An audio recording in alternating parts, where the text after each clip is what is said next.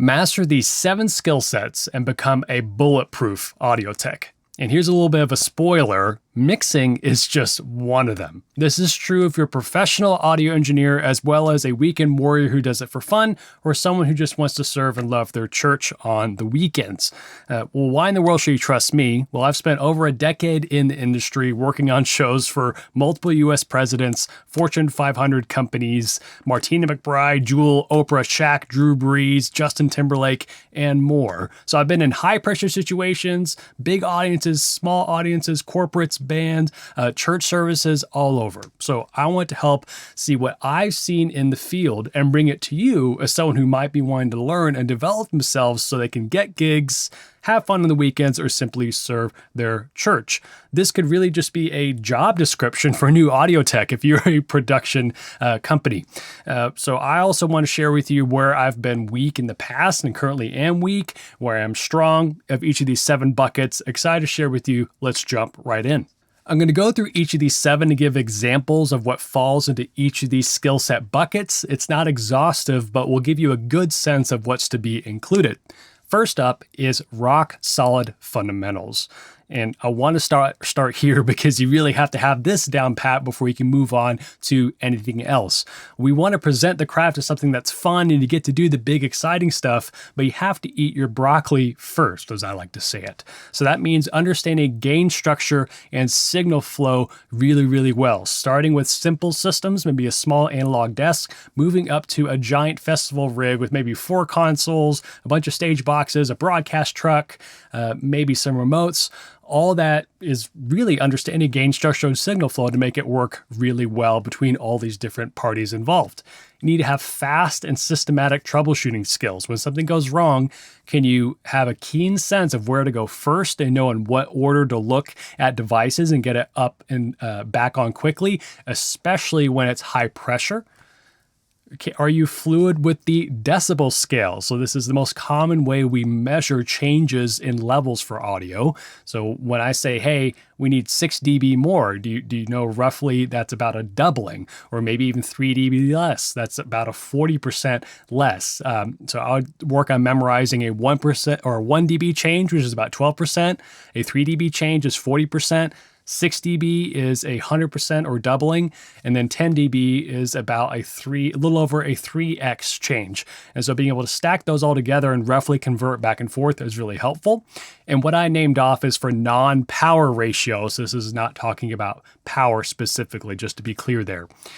Do you understand sound in acoustic, digital, and electrical domains? So in acoustics world, sound is measured in the SPL or pascals. That's measuring pressure.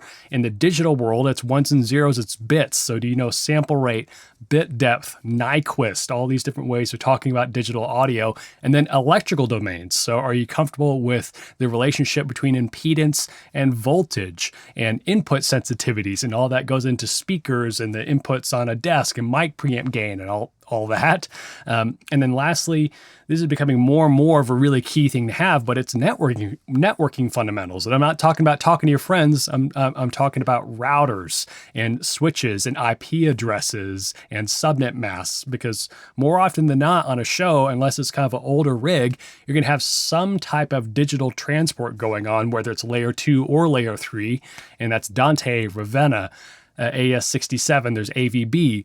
So there's probably going to be a Cat5 cable of some sort connecting gear together, and it's all relying on networking standards to make that happen.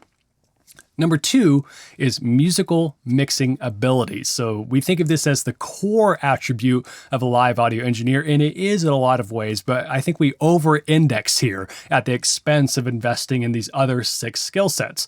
But if you are going to do it right, can you communicate well with an artist, performer, or band when you're building their mix, especially if they're new or setting up their monitor mix? Do you yourself have a musical background so you can effectively put together a mix and know the genre? So it's going to sound different at an EDM festival versus a jazz festival. Can you talk with the pianist and know, like, hey, your left hand, how much are you putting your left hand down low, and the bass player have room? Asking questions like this builds a rapport with each of these musicians, and ultimately they're going to play better and trust you more, and you get a better mix. Are you comfortable in the front of house position, in a broadcast mixing position, as well as monitors, just to name 3 of those? Are you familiar with the current and legacy tools of the trade? So a lot of modern digital desks, even though they are very advanced, are oftentimes emulating legacy tools. So you'll see in a desk an LA2A compressor, which is an optical photocell, or there's an FET limiter, the 1176. So do you know, basically, have you done the reading? Do you know the legacy tools that the industry has had for a long time that they're used to talking about and getting certain sounds or vibes, even though you're coming into the game much, much later, or just developing yourself much, much later? Are you familiar with playback and all that entails from a band perspective? They're giving you tracks, or maybe you're on a corporate gig and you're playing back walk-on stingers and voiceovers yourself. You need to be fluent with that.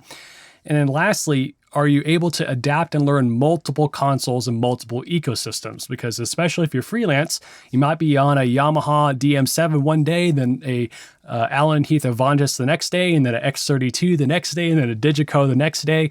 They all take in outputs, process them accordingly, and send them out, but they all have different ways of going about it. And last in the mixing category, do you have the ability to evaluate your mix objectively once you're kind of settled into getting the cues happening? Can you kind of slow down for a minute and say like, hey, how is this actually sounding and translating to my audience? Then also graciously receive feedback if someone's saying like, hey, I want this differently. Can you make it happen, actually translate that into results quickly? All right, number 3 is having a keen sound system sense. So this is where I've been talking a lot on the YouTube channel about is sound system design and tuning. So I want to share that this was actually one of my weakest points out of the 7 just 5 years ago. I actually looked up my Amazon order for Bob McCarthy's book. If you don't know, it's the Green Bible. It's everything you really need to know, or at least build a solid foundation with sound system. And I ordered that in 2019. It's 2024 right now. So I've been able to learn a lot very quickly and get a lot of experience, but I want to encourage you with that I really didn't know or understand how line arrays worked 5 years ago, but now I'm teaching other people about it and deploying line array systems all over. Not that line arrays are the end all be all, but you can learn things quickly and dive in. If you do the homework, you give yourself projects and get out in the field and make it happen. Because I really think this number 3 is important, because even if you get the mix right, you don't want to mix through mud-covered glasses. You can have the most amazing mix in your headphones before you turn the PA on, but if the PA doesn't sound good, or there's a bunch of seats that aren't covered, it doesn't matter. So that's understanding how to verify the sound system before you get it in the air and know how and why it's working correctly. Maybe if you're dealt a bad hand and don't have the right system, how can you make the best compromises possible and communicate that accordingly to your production manager if you need to pivot or change? Can you tune a rig quickly without getting in the way of the other departments? That means you're fluent with your tuning software like Smart. You can make decisions quickly and know how to prioritize where and how to move if you do run out of time. And then lastly, can you evaluate and listen to the rig and know what to change, even if the data is telling you something a little bit differently? Can you trust your gut enough to know like, hey, I know I'm hitting my target curve this way, or I feel like the alignment is feeling better right here, and make tweaks so that it just feels better? Because at the end of the day, no one's looking at your smart data. They're listening to the rig. Can you trust your gut enough to make those changes when necessary? Number 4 is being a ninja, RF, comm, and stage tech. So these are the other supporting skill sets that usually funnel up to a report to an A1. They're not as widely celebrated. I wouldn't even say celebrated, but practiced as much as an A1, because almost every show has an A1 mixing it. And then on smaller shows, they're doing all these other roles, or they're either omitted. And then it's only on bigger shows where these roles start to get sliced up and have dedicated experts handling them.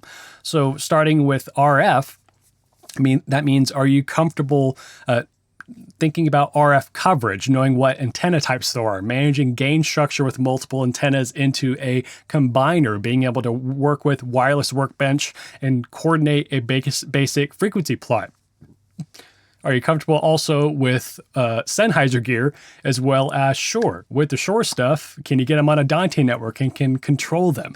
When someone asks you to adjust mic offsets on the fly, do you know what that is? Can you mic up a presenter quickly? Can you switch between a lavalier and a headset and get good sound out of it? So this kind of bleeds into our mixing category. So that's being comfortable with RF. And then with Comm, there's RTS, which is the legacy analog systems that, they have some digital as well. Are you comfortable with that protocol? But are you comfortable with Riedel or maybe even ClearComm? So Riedel has Bolero, which is a wonderful wireless system. They have panels, and there's ClearComm, which has FreeSpeak 2 at the moment. So there's even different, just like there's different mixing consoles that all do the same thing. There's different comm systems for the entire crew to talk. This last big show I was on had 70 people out of it, and all of them had some type of way to communicate, whether that was with a panel or a wireless comm pack. And we had a dedicated comm tech who did a killer job making sure the entire crew was balanced and even had the appropriate channels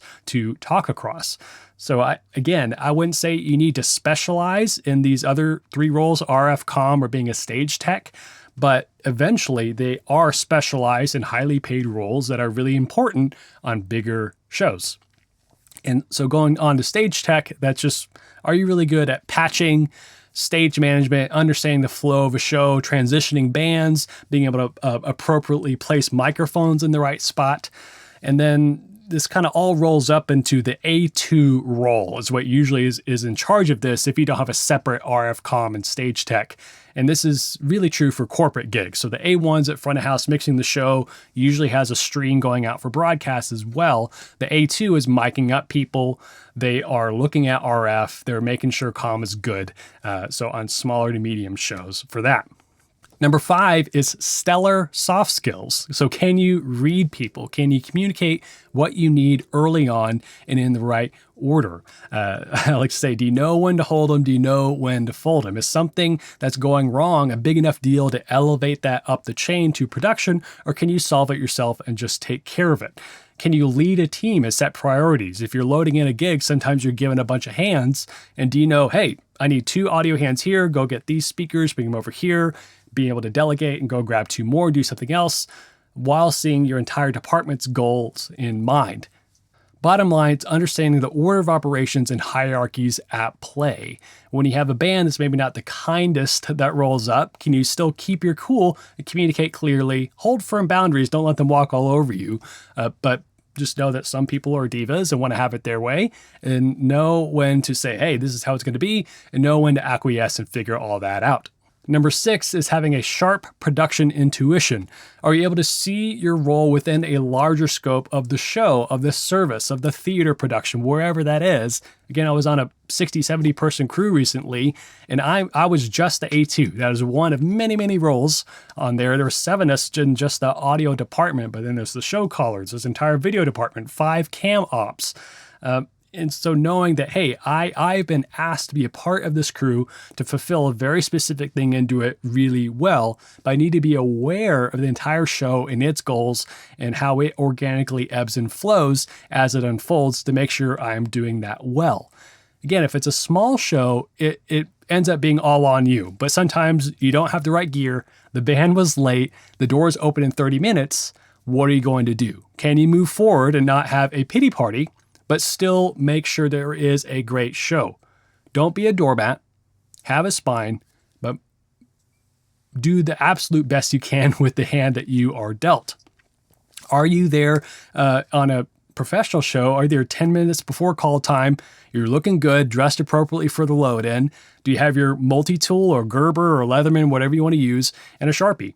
Those are, I think, the minimum tools you need to have to be able to execute a load-in well and handy to have for a show. It's a bonus if you have a Pelican with other tools, an audio interface, maybe some other troubleshooting types, some networking gear, all that. But I would say at minimum, a Sharpie, good production clothes, and a multi-tool. Are you familiar with comm etiquette? So that's being able to talk on comm and know the appropriate language. So when you're talking to just the audio department, you're just like, hey, this is Michael on audio for my A1 I was working with this last week. His name is Michael Jackson. We called him MJ. So I just don't say, start talking, ask for something. I need to stay what line I'm on, who am I, and who am I talking to. So that's just one of many different protocols you need to be aware of for comm etiquette. That also not cluttering up the production line, because the show caller needs to have as much open space to be able to direct the crew. And so knowing where to talk and why and how to ask questions is really important.